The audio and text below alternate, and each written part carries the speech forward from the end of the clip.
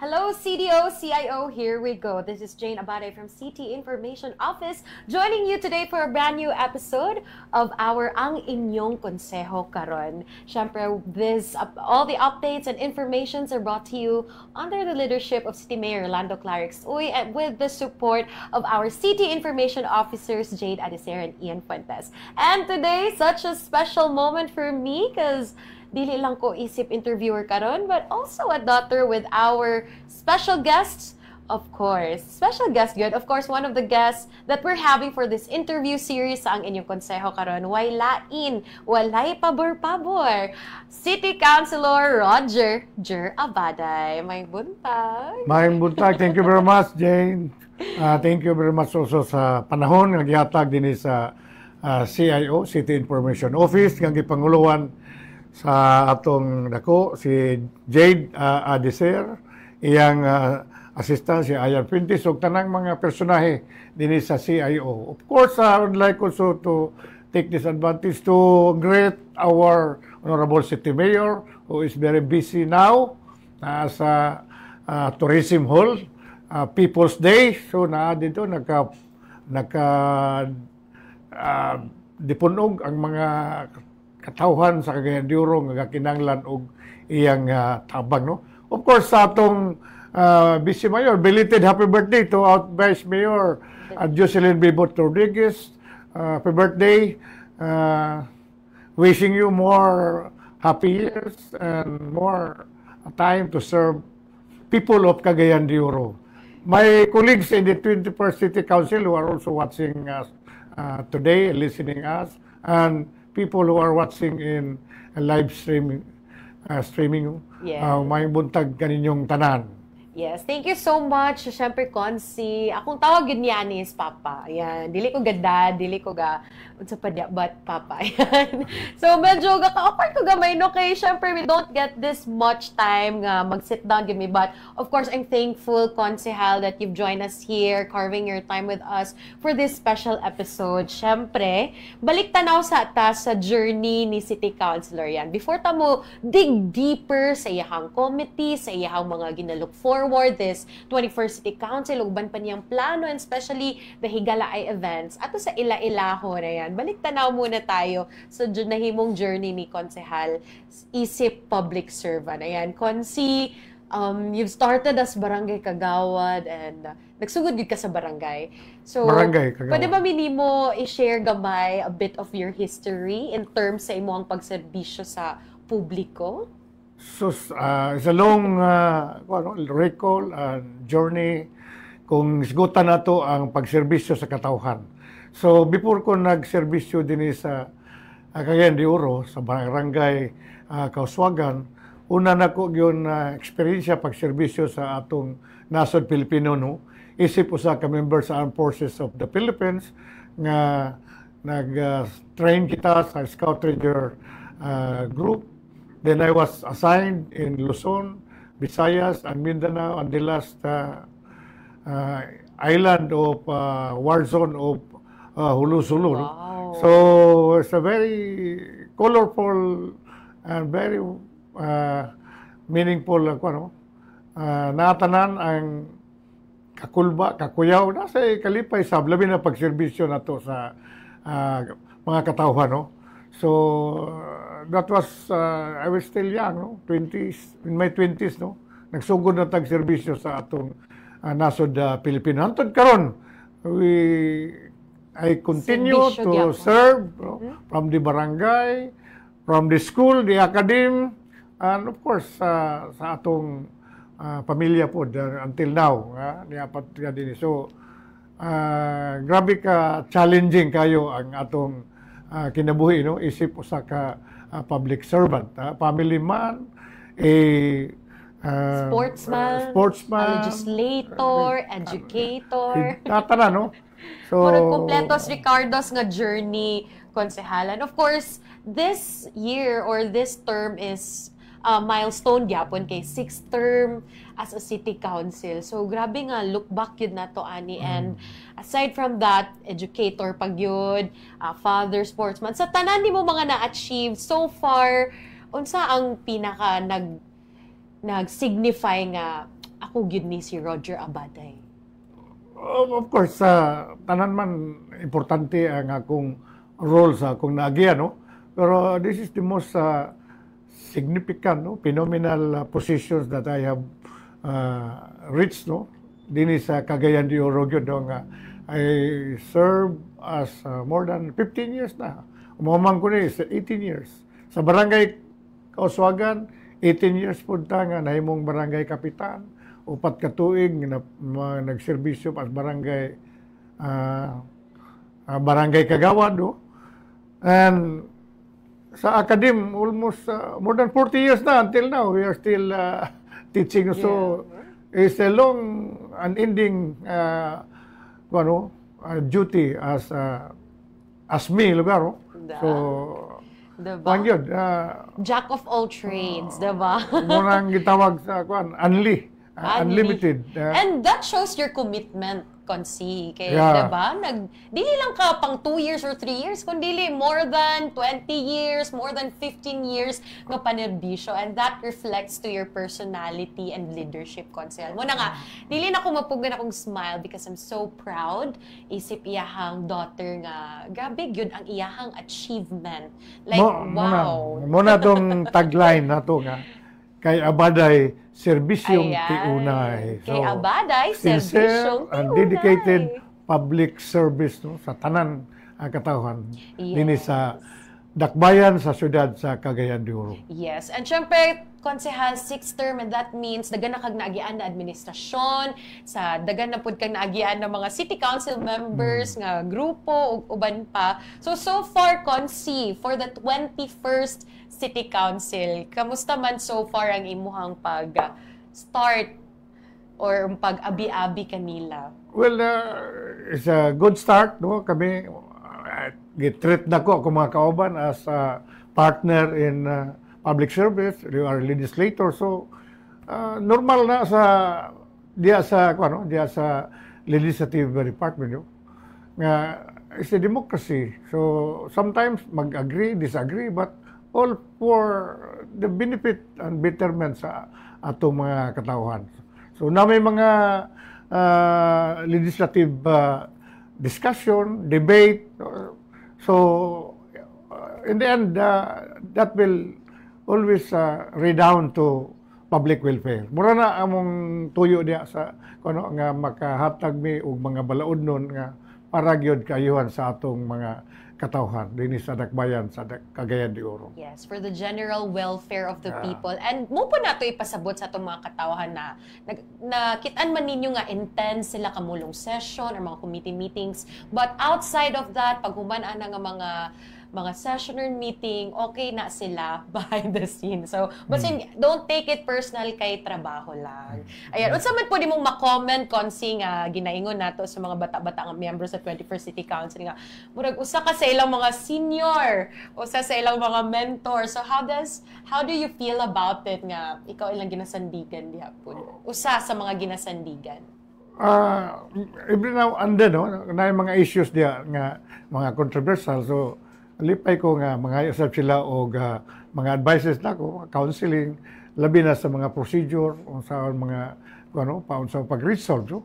So I also teach them and guide them also what to do, and I want them to be participative, no, sa atong mga discussion diya sa atong sa konseho. I want them to be active, no, and participative sa tanan ng mga kalihukan, not only during session but in the committee and other consultative meetings, labi na nga uban natong executive and other mga departamento, so they have to be responsive. Ayan, diba? As a mentor, and syempre, gina-encourage yun ni Konsehal. Gagawas po ang iyahang pagka-educator at that point. Kay, syempre, lakip na po na sa iyahang long-time experience as a public servant. Pero syempre, as lakip po ana, Konsi, ang imuhang mga distinction, just like the Outstanding Legislator and Public Service Excellence Award. Unsay mong mga lessons nga gakatunan na Konsi nga mga awards? Actually, I did not count that. I did not expect kana nga mga distinction awards, but kuan lang, no? That's the product of our kuan kanang industry. Atong kalugot lang, I do not mind kung magtrabaho ka. Do not expect nga na by sukli na ay respond, no. It's the people will be the one to sila na ang maghatag og judgment, maghukom. Sama gyapon sa akong giabtan karon, no. Tungod sa atong maayo pagpanerbisyo, tarong nga pagpanerbisyo, sincero nga pagserbisyo, niabot kita og unom ka termino. This is an indication that maayo ang atong relasyon, maayo ang atong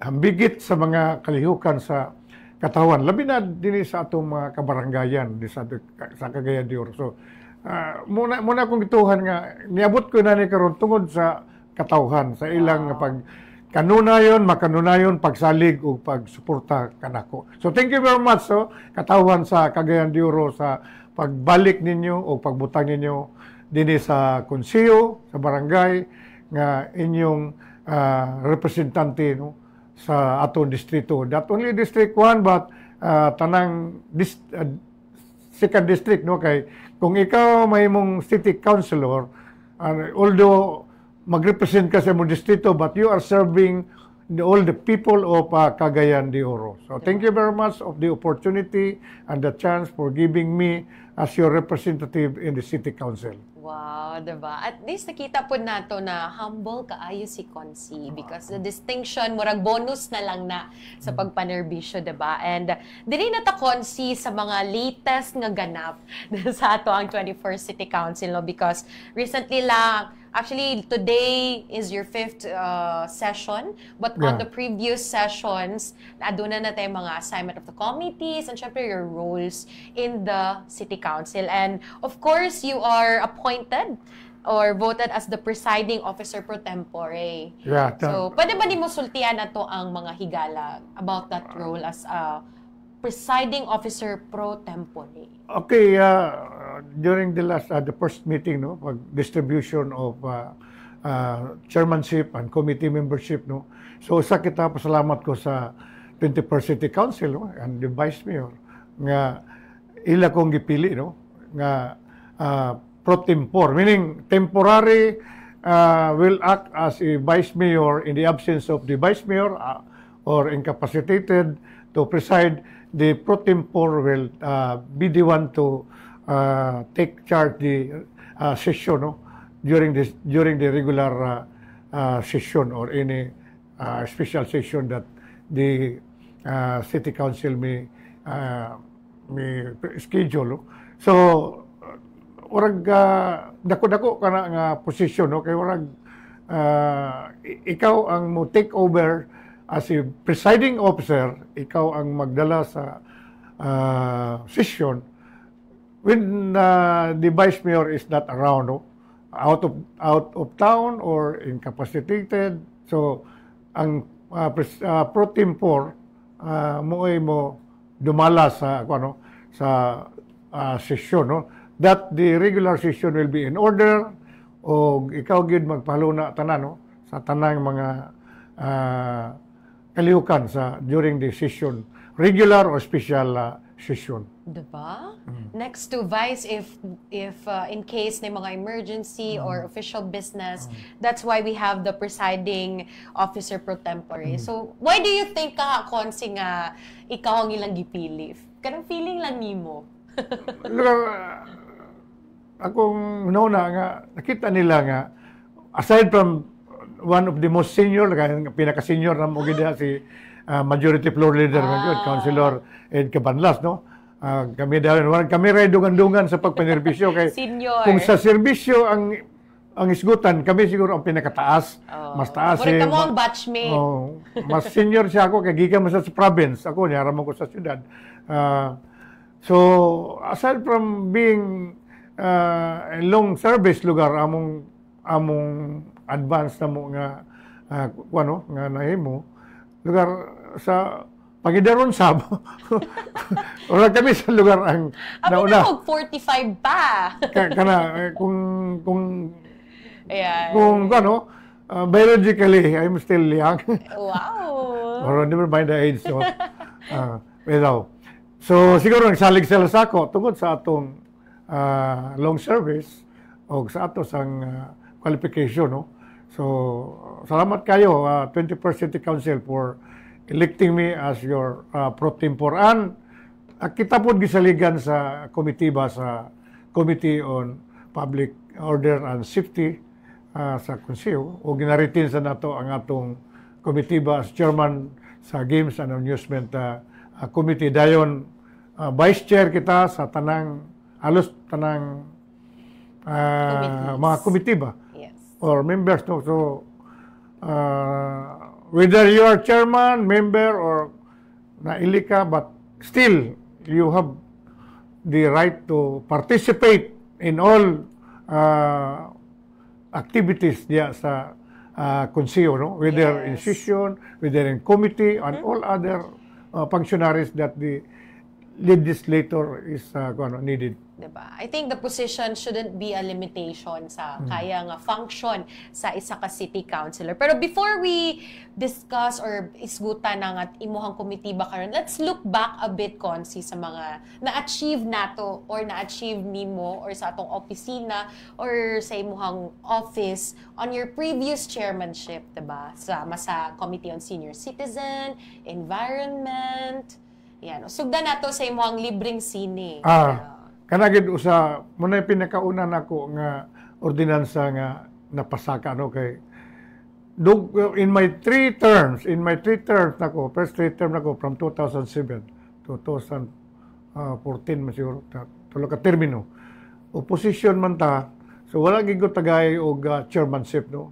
Na ako yung mga proposal, mga ordinansa, resolution, dili ka approve kay wala may suporta kay mo lagi politics man. So mo pag una-una nako napasaka ka ng libre sini sa mga senior citizens sa tanang sinihan dinhi sa Dakbayan sa Cagayan de Oro.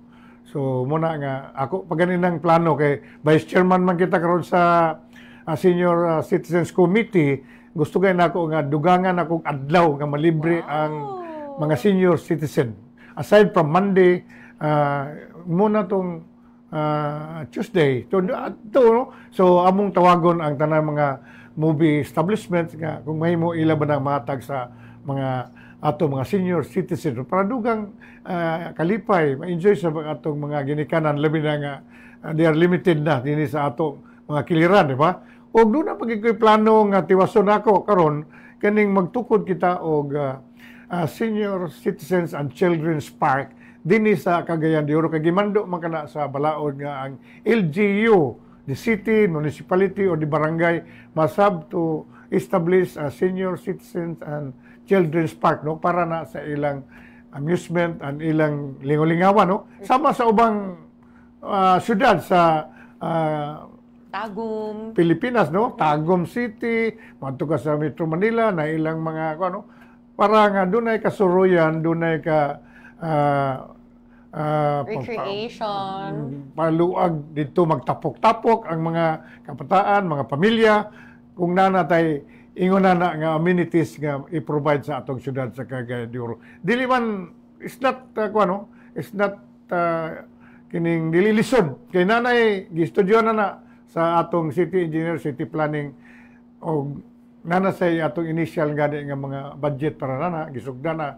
So it's a matter of implementation na lang. So I will follow up that, no, sa among committee nga kung may mo ma-realize na within our term, at least as early as possible kung may mo na atong para dugang kalingawan sa atong mga ginikanan, mga senior citizens o mga kabataan sab. Diba? Dili kay halata nga duol kay ang heart ni Consi sa mga senior citizens. O syempre, actually, kanang libreng sine until now at ang mga senior citizens here sa Cagayan de Oro, pwede kayo na nila avail. Available na siya, libre na siya sa mga senior citizens on the first showing. By the way, MJ, no, Maria, wala napay uban jud mga senior citizens. Labi na dito sa internet, sa Bukira. O din pang lugar sa Cagayan de Oro, no? Ngawa pagit sila kay balong nga na ba day libre nga sine, no? So atong palihog lang mga kabataan, mga ginikanon kay suna, no? Inyong paybaon o inyo sa tagaan og panahon kana inyong mga ginikanan, nga inyong mauban sa pag lakaw-lakaw no, pag suri-suroy din sa sentro kahit halos tanang malls karon di sa Cagayan de Oro naanay sinihan. So tagay sa panahon uban na sa na inyong mga ginikanan nga maka pasiyo po no para for 1 and 2 hours na sila sa air condition room, na sila sa malls. So yawat na lang nga luwag ilang dughan no makuha sa nang ilang mga problema nga naa kanunay sa ilang balay. So palihog lang mga kabataan no, mga kaigsunan nga libre sini na every Monday first showing na siya, first showing. Wala lain makatanaw dia ang mga senior citizens sa gyud no. Correct. Muna nga, wala pa nag-abri ang mall, nagtipok na sila gawa sa entrance. Ayan, so ready na sila for the showing. And we thank you, Konsehal, for, of course, for that ordinance no nga. Maghatag og recreation, kalingaw sa ato ang mga ginikanan, ato mga lolog-lola. Pero syempre, aside from that, Konsi, doon na po tayo mga imuhang nabuhat mga ordinansa or na suportaan nga, sama na lang sa Clarex nga kable nga kanang atong task force sa kable no kana bang pagpanglimpyo sa mga dangling wires man ito spaghetti wires no so moana ka karon sa Carmen paingon ka sa Kauswagan paingon sa Patag no medyo na hawana kung napagay lugar nga wala pa gyud masudli no kay kaning task force nga na sila area by area no inyong namatigdan ka ng mga expand ta karon sa atong highway nga naay mga poste na asa tunga sa dalan delikado kayo kana no maabto ka sa uptown paingon dito sa uptown nato sa going to Carmen uptown di sa Pirto nakita ninyo karon uban gipangkuha na ang uban naapagya po nagpabilin pa for sa matter of time so muna ang trabaho sa atong task force no so naundang na atong niaging kampanya kay Virgio na bisita na no so ipadayon na kay ang chairman na si Mayor man o kita gisaligan sa administrative matters o ang chairman na sa operation si atong NTC director Ted Buenavista no og daghan na member mga telcos are members of this ang atong mga departamento so munang task force kablyo nanatay ordinansa na nga gipasa pending pa karon mo nga gusto na ko na ma-take up sa karong committee sa public utility para nga ma-realize na kay to standardize ang atong pag-connect sa atong mga kable kana bang dili na basta-basta mobutang ka diya ang gitason o ang linya dili na bisa kinsa makabutang diya without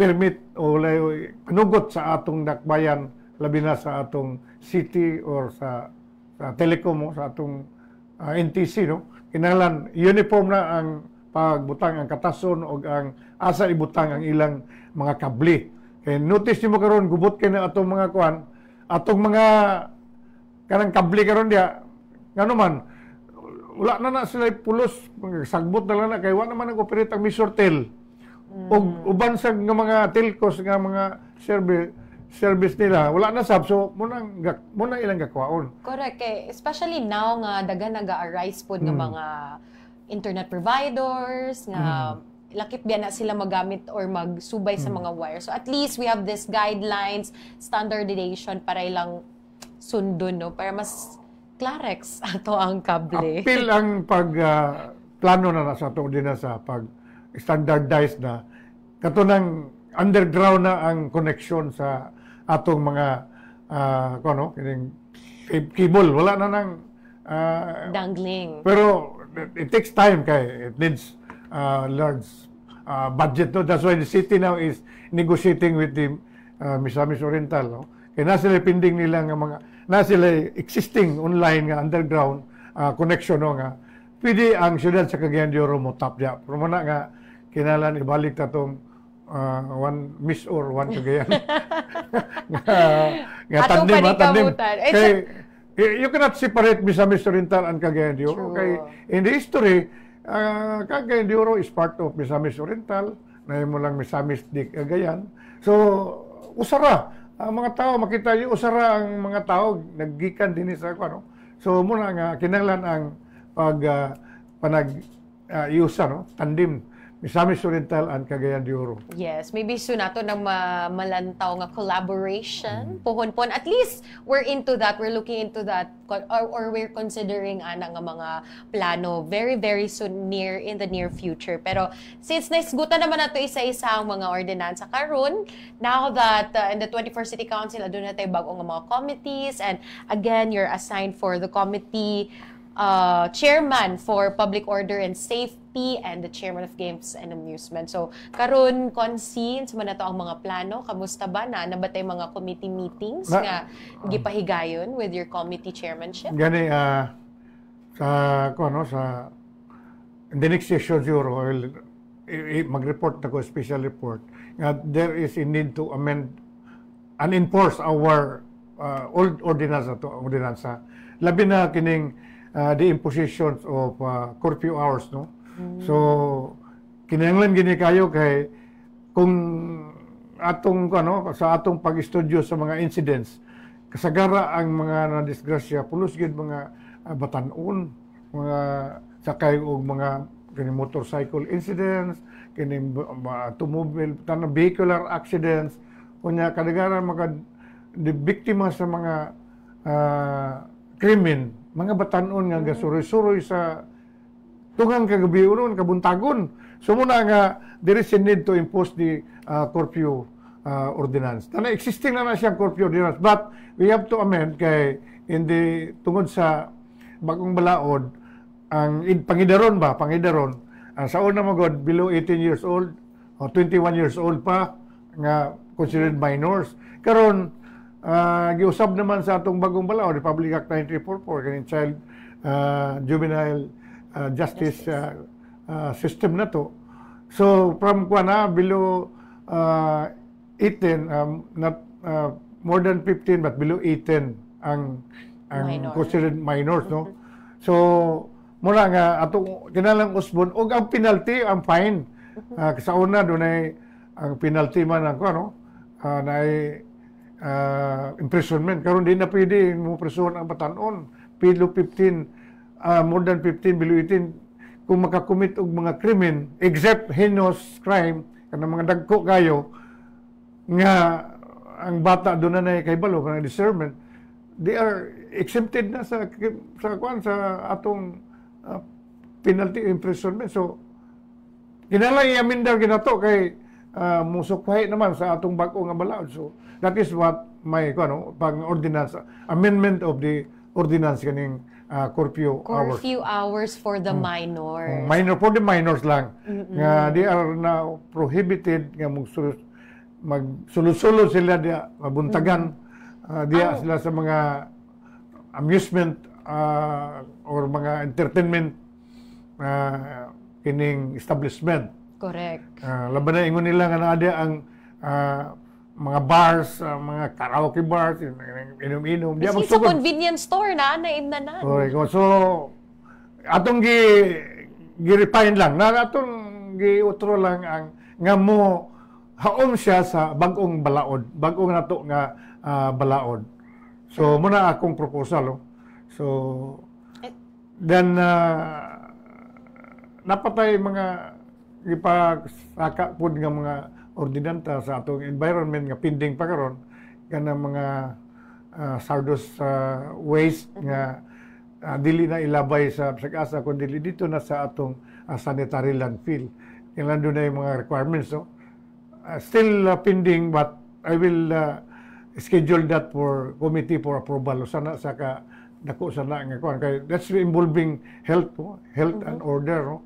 So ato nang i-follow up. So tanan mga pending na to nga mga ordinansa nga gipasaka possible implement, no? And we are also now studying the atong ma-amendar sab ang kining sa atong traffic code, no? Kining problema ta karon sa atong traffic code, grabe ka traffic congested kayo. Diba? So, ibalik na to itong P-parking, atong jaywalking ordinance, Kay kita nimo karon ang tao sila magbuta sa muagi. Gusto sila mo tabok sa asa delikado man na. That is one gamay ra kay nga problema pero nakahatag og problema kay alala mo nang ligson bangkaon nimo munong gyud. So kita ninyo diya sa mga congested area like mga malls gikan ka sa SM, Centrio, Gaisano, tanawa mga tao diya bisag nanay overpass, nanay barriers sa island, mutabok pag yun kay gusto magdali. So munang usa sa nakakos gamay ra kayo nga butang pero nga bisag asa mo parking. Bisag asa sa mo pick up ang pasayro anytime gusto siya mo sakay dito siya mo para kinisang driver kay gapandaginot munong sab so muna nga usag na naka-contribute sa atong trapiko. So kaniging disiplina so a matter of engineering and enforcement siguro ato nang atong ipa-enhance no? Improve na to. Improve na naman. Existing naman pero ang ato lang ato utron kaya atong multa sa una urag 2 pesos pa man siguro. Nga di man na pwede kay magsweldo ka lang sa imong GO diya namura na ang mong so ang multa dili man na negosyo kundi that is only kaning leksyon sa violators. Ay di man magnegosyo ang gobyerno. Mag-regulate lang, di ba? Diba? That's part of regulation. Para doon na sa likayan mo, mulikay ka kung naay penalty. Di ba? So muna, atong usbon para nga mausap ang, mo-improve o mausap ang dagan sa atong trapiko din sa Cagayan de Oro. Diba? So, purag ubay-ubay na konsi ang mga nasa imo ang listahan na imo ang ipatuman under your chairmanship sa public order and safety. Usa na diya ang ako otro na ang curfew og lakip na diya ang sa trapiko, syempre sa environment sub ang hazardous waste sa pag-manage niini og syempre napay imuhang pag-enforce sa reflectorized vest sa mga motorista. Ito man na no, kana dugay na kay nako nga proposal nga ng ordinance kanang wearing of reflectorized vest no sa mga motorist kay kasagara nga disgrasya na banggaan kato mga motor nga labi na nga magkanang overtake sa asa daw niya mo during night time dili makita labi na sa highway labi na highway sab nato karon nga walay mga street lights so delikado kayo so ato na import gani moto ka sa Camp Evangelista karon dili ka makasunod diya magmotor ka wala kay vest no naay reflectorized vest yun ang mahimo man sa private nang dili mo may nga kung ano man mahimo sa subdivision kung dili mahimo sa syudad so it's a matter of enforcement o kini yung kinalan ang mga motorist kanang motorcycle dili nagi ilang linya dili kay ilatanan ang linya kay ilatanan ang dalan no right way gid sila right most kay naman di ang kusog dagan dinhi sa kuno so right most gyud kay kuno so muna ang atong mga traffic regulation that is also in line with our national law sa traffic code of the Philippines so usa sana sa gi-require so muna nga kami diya sa Sangguniang no ang dili lang ka magplano for taman lang sa imong for year, for what term. You have to plan nga it can be used kung mahimo pa sa taas nga panahon. Forever ba? You do not only plan for sa imo lang termino, sa imo lang sa katoy. You plan for that magamit, ma-implement lifetime or long time sa kuno, depending upon the changes of time kay kausab ang panahon. Para karon nga kausab ang panahon nga anong problema ta sa atong traffic dinhi sa Ciudad Cagayan de Oro tungod kay daghan ang sakyanan dagko pa gyud muna nga kinanglan ka ang atong balaod doon na po yung mga changes doon na imo sa change adaptive depending upon the needs of time so there is no fixed law no walay fixed nga balaod ang balaod mausab kung angay na siya usabon kung kinanglanon na sa general public. So muna nga atong gabuhaton nga atong mga balaod 1990s pa di pwede na karon kay di na mo apply. So muna atong gabuhaton. No need to crop up new law. Na may mga existing law. So, ato lang nang ipang-refine, mo nang amend, ato ipang-revise para maom na, di ba? So, that is what we are doing now. We are reviewing the old ordinance, ang katong mga daan nga mga ordinance para to make it effective for enforcement. Diba? So, sa inyong madunggan karon mga igala, masinati mo rag familiar si Consel sa mga balaod. Daw, di ay nalimtan ako mention ganina na si city councilor sa Juris Doctor. Yan, so medyo familiar siya sa mga balaod, sa mga proseso, o as function as well sa usa ka legislative person or body. Ayan, syempre, konsehal from the chairmanship nimo sa Public Order and Safety, aduna sad sa Games and Amusement, and also your executive chairmanship for PLEB. Okay, nakoy program karon no. Nakoy ordinansa na gipasa parte sa Games and Amusement kining sa cockfighting no. Bago karon, bagong technology na di na tong mga manual nga tong mga pustaka gamon na ning nag-inspection min na tanan gikuan no. Karon na ilang kuan machine beating. Dili ni siya online beating nga kanang dinira ni sa bungan lang. Muna on-site, online, on-site beating. Diara sa sabungan. Live ang pagpusta. Pero nagya po itong magmasyada. Kani siya, existing na ni karon muna nga ako gipasa kay last session na mo sa last committee meeting. Warag disadvantageous on the part of the city kay ang collection di naman sila mong likta og kining pwertahan kanang entrance fee. Sa entrance fee sa kada sabungan doon na tay 3%, 2 to 3% share na sa amusement tax sa city. Now, kinding ila karong online game, kining machine gaming nila, libre na ang pwerta. So, mawala ang revenue sa city. So, muna akong pakasa karon nga, fix na ilang bayran. Fix sa entrance o sa kanang kada sabong madirbi og magaral hack fight kanang Sabado Domingo.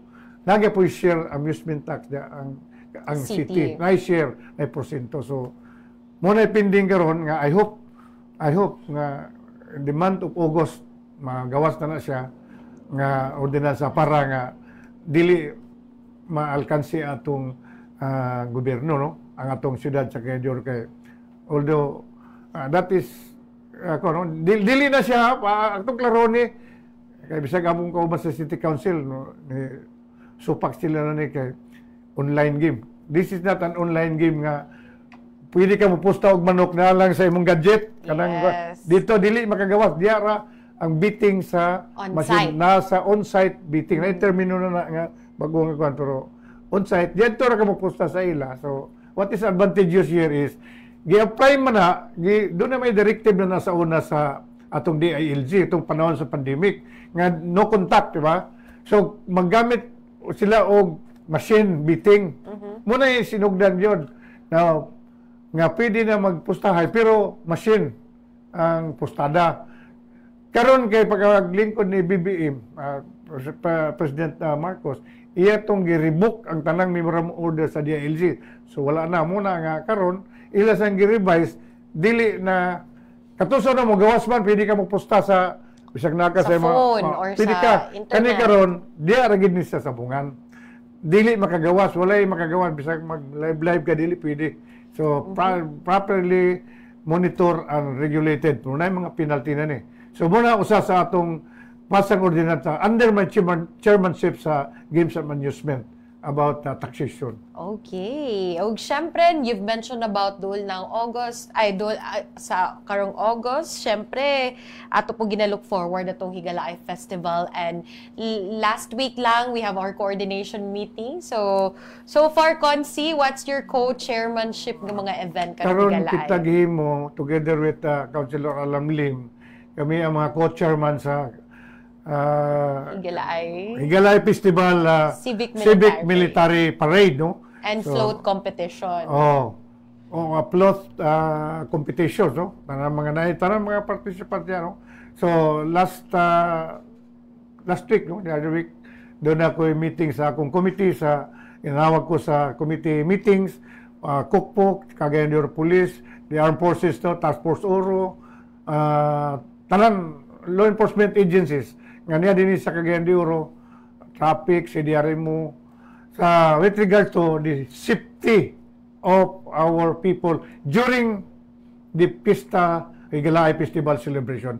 So far, mayo alang plano, kumpleto na ang mga deployment sa atong mga personnel, military and civilian personnel, no? Mga RTA o ano. So far, nanay atong designated personnel and kining mga facilities nga mo respond and secure ang tanan mga tao niya dinhi sa Cagayan de Oro. Kay expected na to nga pista celebration, tanang tao mo dagsa dinhi na di na to kay bawaan nga na there are people who take advantage sa atong seguridad, no? Kay so that's why we are preparing internal and external security. So when it's external, munang giapil na to ang armed forces and even the Air Force and Coast Guard. So they take charge of the coastline security, and the Coast Guard will also help us in aerial security. So this is a full-blown security, no? So nalipay ko nga ready sila tanan karon, no? No threats so far. I hope that nothing will happen, no? Pero usag yun ang pinakadakong role yun sa kung yung tag-peace and order ang mga kabaranggayan. So appeal sa atong meeting sa ABC, kinalan ang mga kabaranggayan, labi na din sa atong urban area, no? Yung nila number barangays nga they will help maintenance of atong kahusay kalinaw o kalimpyo kahinlo din sa atong mga tagsa-tagsa ka barangay. We do not trust all to atong dakbayan sa Cagayan de Oro, sa mayor o sa atong mga kapulisan. Tabangan nato kay pila ra man ang atong mga kapulisan, no? Ang community alang sa kasayoran sa tanan mao'y usa ka pinakadako nga membro sa atong criminal justice system. Aside from the police, the prosecutor, judiciary and correction, ang pinakadako nga member sa atong criminal justice system kita nga naa sa community, kay naa tanan natong resources diha. Sa muna nga kinanglanon kayo ang mga kabaranggayan, mga barangay official kinanglan mo cooperate and participate in the maintenance of peace and order and public safety. Diba? Dili lang sa karon sa atong kasulugan, sa tanang panahon atong pagpalaga, di ba? Naagid na atong pagpanimbaya, no? O pagpakabana kanunay. Always good kanunay. And syempre, we're praying for a safe and sound, malampusan ug malinawon na Higalaay Festival. Ayan. Consi, diri na ta sa part kung asa i-challenge ka namo with our slam book questions nga nasa ato ang mahiwagang bowl. So, adunay mga, ikaw ba, konsehal, nakasuway na pag slam book atong high school, elementary? Ito, mga autograph, mga pangkuhan ka ba? Pirma sa na kay mga pang-fill-upan dito. Pag-fill upan na. May mga kwan. Okay, dili ni fill up pero mubunot ka. Pero sama-sama ra mga questions sa autograph. Eto na, Consi. Ala, gihuwad gid ni Consi. Okay, first slam book question. Okay. Favorite karaoke song? Muna ko mga... So, itong karaan o manang bago? Sa bago, sa mong favorite song? Akong, as a politician, ang akong paborito kayo yun, ang ining One Friend, no? One Friend. Wow. One Friend, o Skyline Pigeon. Kaning Skyline Pigeon, this is a theme song sa mga taong biktima sa gugma o biktima sa hostisya. Agoy, grabe na gyud. Pwede ba madungga ng isa ka line niya? Sample? Turn me loose from your hand. Oh, wow. Let me fly to distant land. Grabe. Meaning, walang piniriso, magipriso ka ba? Gusto ka mo gawas? I wanna be free. So, Abi na kung mga Bruno Mars or mga Ed Sheeran ang imong mga favorite. perfect. Sabi. Perfect. Ang binago, mga perfect, Ed Sheeran, o silang Bruno Mars, Oh, wow. Versace on the floor. Grabe, no? Oh, sample. Di kayo na kumemorize ang kuwan lang. Mo sample din yun siya. Oh, okay na to. Take out from me, Versace on the floor. Grabe yun si Consi, oh. Okay. At least naibawan natin yung mga favorite ng mga kanta, mga higala. Dili na, nabunot na sa next nga slam book question. Ayan. Ang pangutana, Kung naay kay amigo nga imong isuroy sa CDO, asa man imo siya dalon. Siguro dalon ako sa dito sa Uptown kay natin ito tanan mga amusement, entertainment, mas dagan dito. Naga po din sa ubos pero mas dagan dito suroyan. ayan, food trip sa Food Uptown. trip Ayan. o mga drink trip nimo na Drink dito trip. ta klase-klase mga klase-klase tuwa dito. Napo yung mga entertainment nila. Mga bar combo o mga kapilas o mga So malingaw gyud. malingaw kung sa sila, Uptown malingaw. Downtown. Yan. Labi na mo to sila sa kanang nadia sa ko, no? Di na ko nganlan kay ma-advertise lang ngalan, no? Oo. Litero na. Later on. Okay, so kung adunay taga CDO, nga kung doon mo bisita sa CDO, sa Uptown Danon. And last question. Uy, who's your celebrity crush? Di wa pag mawala na ako si Sharon Cunita. Ayan! Ay, Sharon! Ang minos, balay. di ay. Si Sharon Cuneta kay ka-look alike ni Madam Gina. Ayan. Na-shout out yun nato, no? Pero karon wala na siya Barbie. Kung nagway ka na si Barbie. Na Barbie naman din noon. Ayan. Thank you so much, Consi, sa makalingaw ni mga answers sa ato ang slab book question. Og syempre, Consi, dili magud sa CIO. Ayan, naami gihuptan yun nga saying, we took it really by heart nga, CIO, here we go. So we always go forward, always keep on going with the information and updates para sa itong mga higala. So ikaw, Consi, what keeps you going? Going forward, moving for betterment of life and betterment of CDU. Yeah. Clarix uban sa administration ni Mayor Clarix Uy, no?